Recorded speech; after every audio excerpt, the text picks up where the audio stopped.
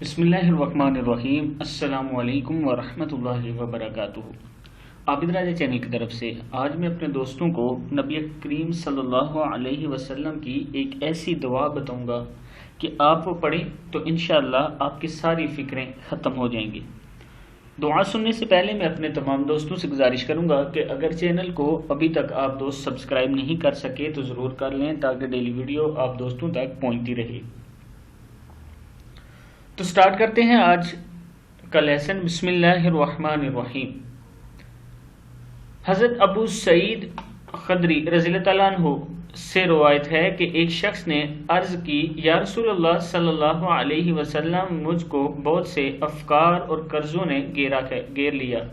آپ صلی اللہ علیہ وسلم نے ارشاد فرمایا کہ تجھ کو ایسا کلام بتا دوں کہ اس کے پڑھنے سے اللہ تعالیٰ تیری ساری فکریں دور کر دیں اور تیرا قرض بھی ادا کر دیں۔ اس شخص نے عرض کی، بہت خوب۔ فرمایا، صبح و شام یہ کہو، اللہم انی اعوذ بک من الہم والحزن واعوذ بک من العجز والکسل وَأَعُوذُ بِكَ مِنَ الْجُبْنِ وَالْبُخْلِ وَأَعُوذُ بِكَ مِنْ غَلَبَةِ الدَّيْنِ وَقَهْرِ الرِّجَالِ۔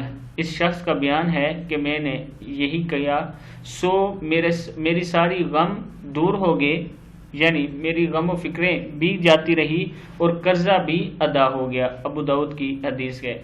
اگر آپ اس دعا کو صبح و شام پڑھیں گے تو آپ کے سارے غم، فکریں، قرضہ، سب کچھ انشاءاللہ سب معاملات میں اللہ تعالیٰ آپ کی مدد کریں گے۔